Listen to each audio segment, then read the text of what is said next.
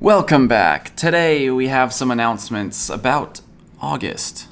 August is right around the corner. Like 2 days away? But now we know what's going on in August in Pokemon Go. In addition to the Ultra Bonus unlocks that we already know about, remember Dragon Week starts tomorrow, or maybe today for some of you, on the other side of the world. And that means we'll be doing Rayquaza raids all weekend on Twitch, so come hang out. But we also know more about what's going on in August, starting with the Research Breakthrough Encounter.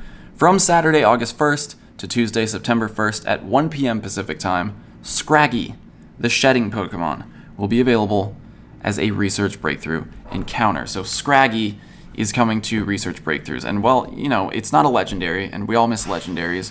I think legendaries and Research Breakthroughs was the best that we've ever had. Scraggy, I'm kind of okay with it, because Scraggy, for most of its Pokemon Go life, has been locked behind GBL, behind Go Battle League, as a reward encounter in Go Battle League. So for people who aren't interested in Go Battle League, or who couldn't get Scraggy through Go Battle League, this is a good opportunity now for everyone to finally be able to get Scraggy. And it's a good Pokemon in PvP, so I can't complain, because I still want a good Scraggy. Well, Scrafty, for PvP. So Scraggy will be in Research Breakthroughs. It's definitely better than the last couple that we've had, for sure. So I'm okay with this. I don't know. Let me know what you think down in the comments. We also have August's Spotlight Hours. So again, every Tuesday in August from 6 p.m. to 7 p.m. we'll have a Pokemon Spotlight Hour. Starting with Tuesday, August 4th, Horsey will be in the spotlight, and you'll earn twice the candy for catching Pokemon. So Horsey, great shiny. I have a few already, but Horsey with double candy on August 4th. On Tuesday, August 11th, Sableye will be in the spotlight. You'll earn double candy for transferring. So if you have Pokemon, maybe you played Go Fest and you have a bunch of Pokemon that you need to transfer that you haven't yet, save them if you can, if you have the bag space to make it to Tuesday, August 11th. That's double candy for transfers plus Sableye in the spotlight. And I'm not sure, but I think Sableye might be a boosted shiny, the same way that Bronzor was, but I'm not sure. Don't quote me on that. Then we have Tuesday, August 18th, Venipede will be in the spotlight, and you'll earn twice the XP for evolving Pokemon. Venipede, it's not shiny, can't be shiny. That might be the spotlight hour that I skipped this month. Sorry, Buizel. I mean, what did you expect? And then Tuesday, August 25th, Geodude will be in the spotlight, and you'll earn twice the Stardust for catching Pokemon. Double Stardust plus Geodude, which means it'll most likely be weather boosted here in Southern California, so lots of Stardust coming. Plus, shiny Geodude. But I do also want to remind you that during Spotlight Hour, you shouldn't go into it expecting a shiny, because the rates aren't boosted at all above their normal rates. So if you don't get a shiny during Spotlight Hour, you're not alone. That's most of us. Then, of course, we have our Ultra Unlocks. So just a quick recap, we'll have Dragon Week starting Friday with Rayquaza in raids and Shiny Dino being released. Following that, the next week we'll have Enigma Week, which is focused on Psychic-type Pokemon. LGM will be released. Deoxys normal form will be in raids, plus the Shinies being released, and Shiny Staryu being released. Then Unova Week, the following week, Friday, August 14th, that'll start Sewaddle, Cottony, Emolga, and Bouffalant will be released in Pokemon Go. Bouffalant, a new regional around New York City. And Genesect in raids with the shiny released. So that one I'm excited for, because it's a great shiny. We'll be doing lots of raids for those, Deoxys, Rayquaza, all on Twitch. So if you want to raid, make sure you're coming over, hanging out, earning channel points, so you can raid with me. And we have one more announcement today, the makeup day for Pokemon Go Fest. So a lot of players around the world, I know, had some issues with Pokemon Go Fest, with server issues and all kinds of things happening.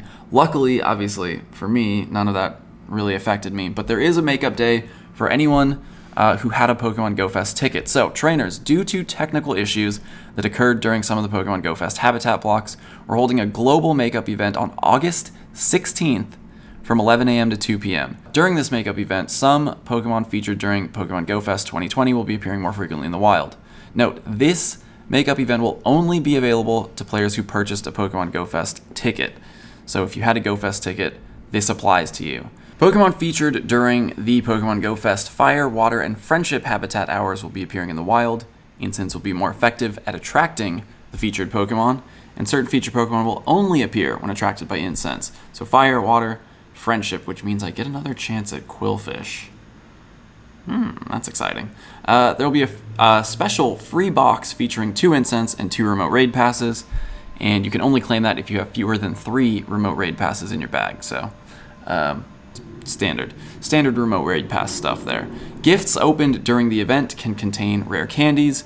No word on whether we'll have an increased number of gifts that we can open, but if you had a Go Fest ticket, open your gifts during this time from 11 to 2 on that Sunday. And also, incense activated during the event will last for 1 hour.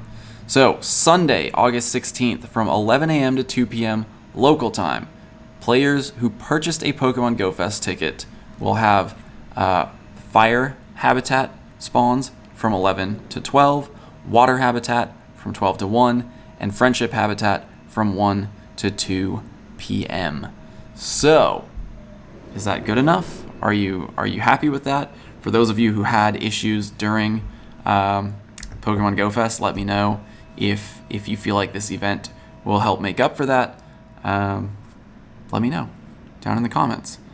I'm excited. I mean, obviously I didn't have any problems, so it's just free extra Go Fest for me. But let me know what you think, and stay tuned because I'm about to go outside and tell a story that I think you all want to hear. Good morning. It is Monday, the day after Pokemon Go Fest, and I'm headed to my mom's house right now because if you hadn't heard, if you weren't watching the live streams Saturday or Sunday, my trailer was found. My trailer is back. So I'm headed to my mom's house right now to check it out.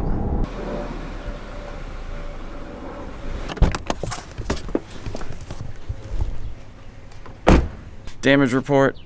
Glass is missing from this window, but that's the only one. The rest are okay. Some screws loose in the door. Somehow broke off or got rid of the hood vent, roof vent. Time to glove up. Check out the inside. Can't be too careful. Pandemic and all that.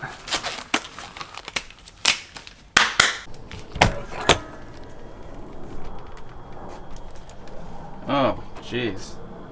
Well, it's definitely a mess. Fridge is on, still running. Solar panels all still connected and working.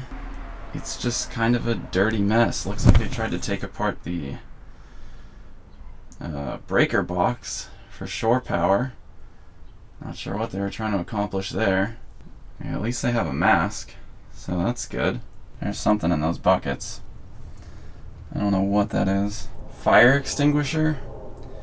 Safety first. This has Breaking Bad written all over it.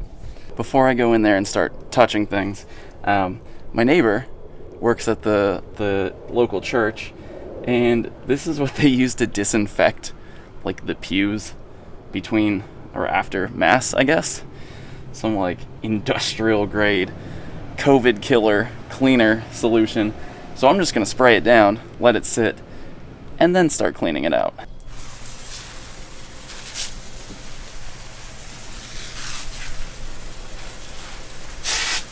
Two hours later.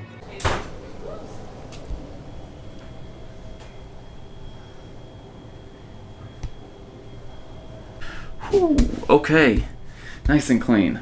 Deep cleaned.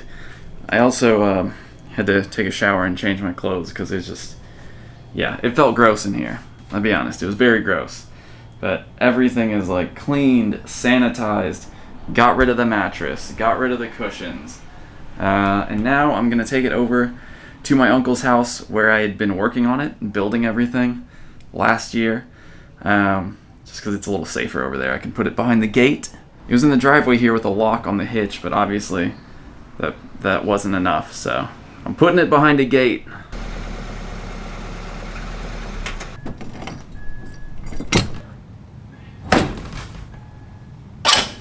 Dude, you can't see with the sun. This is a good place right here. Oh. Perfect. Tree line, shade.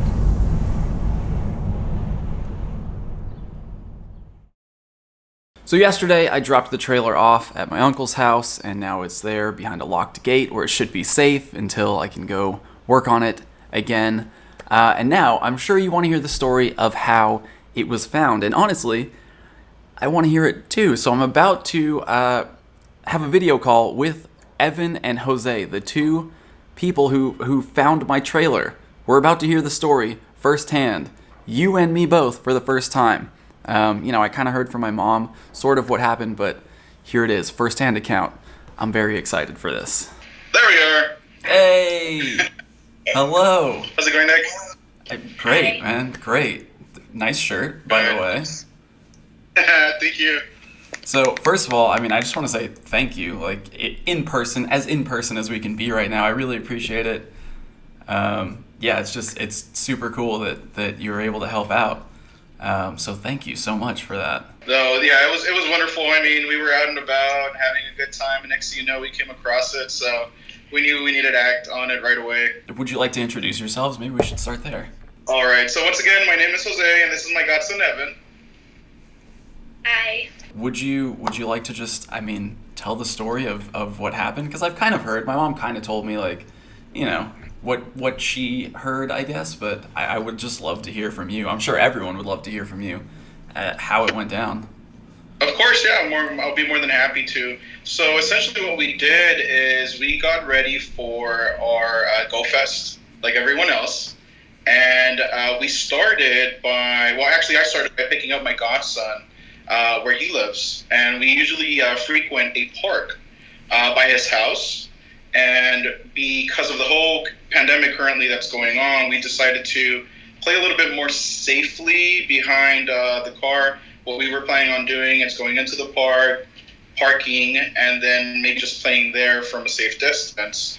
As we were getting close to the parking lot, that's where we noticed that there was a gray car that was pulling out of the parking lot, and unbeknownst to us, there was a trailer hitched to it. And the trailer was the one that matched exactly to the T to your trailer, and that's when we knew that we needed to act upon it. So when I personally saw the trailer, I was like, okay, I think I recognize this, and I was kind of looking at him like, do you recognize this too? And then he was like, oh, this is Trainer Tip's trailer. Try to do research on it to see if it's the right one. And I'm over here trying to do research, and we were like confused what to do. We didn't know what to do. So he decided that we should contact the police. That way they can keep an eye out and help us. So what we did then was we decided not to park, and we decided to actually go and follow the trailer, which we did. Everything was going very quickly to the point where my godson was texting my brother. We were trying to get a positive ID on the trailer at the same time where I was communicating with the law enforcement. So at this point in time, the trailer went into we followed it, and it parked in a hotel. That's where we kind of didn't want to quite follow it, into the parking lot of the hotel, and that's when we decided to park next to the hotel. And then at the end of the day, after they have identified that it was truly your trailer, that's when we ended up communicating with you as well. So everything just happened out of the blue. We were in the middle of transitioning from the water Pokemon to the grass, and that's where everything kind of happened.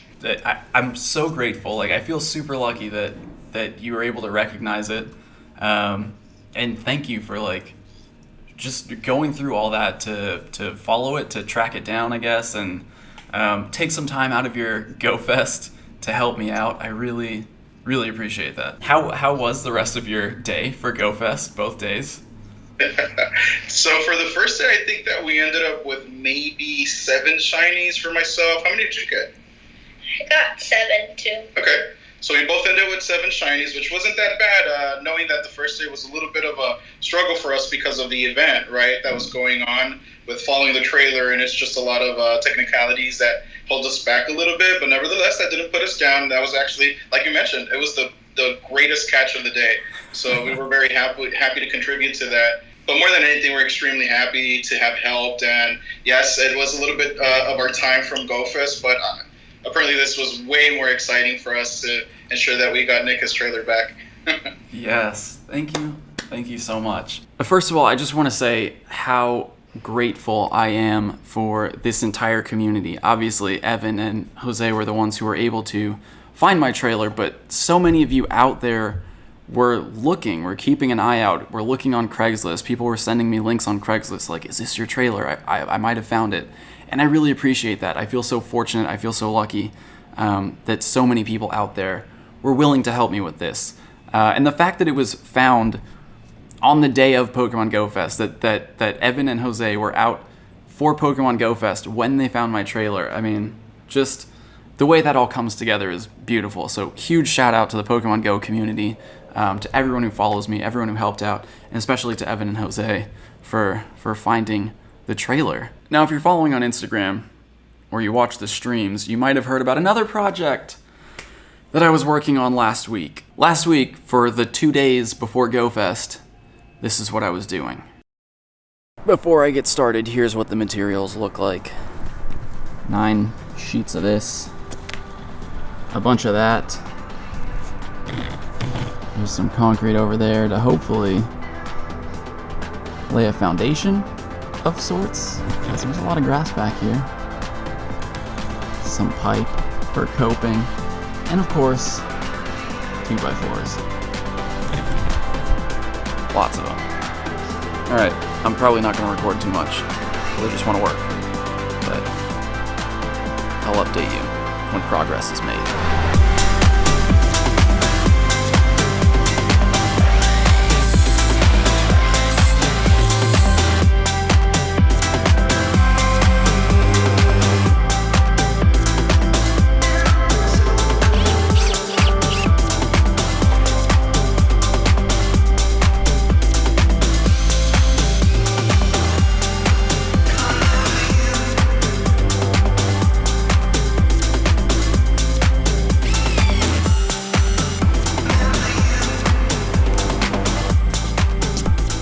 This is it! Welcome to my latest project, the mini ramp.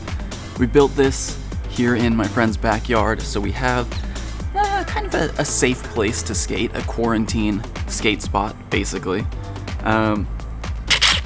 Just a little bit more work to be done. We ran out of screws last Friday when we were working on it, so picked up screws, gonna finish screwing everything in, and then it's pretty much done.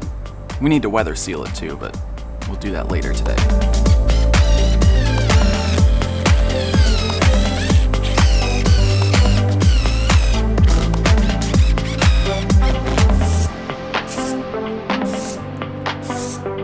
Alright, I think that's it. It's pretty much done, aside from weather seal, which will go on later today once the sun's not beating down directly on top of it. But I think it's skatable. However, the thing is, I have to learn how to skate transition. I've never had a mini ramp. I've never skated transition like this, so if you're expecting some impressive tricks, I'm starting at step 1 with the mini ramp.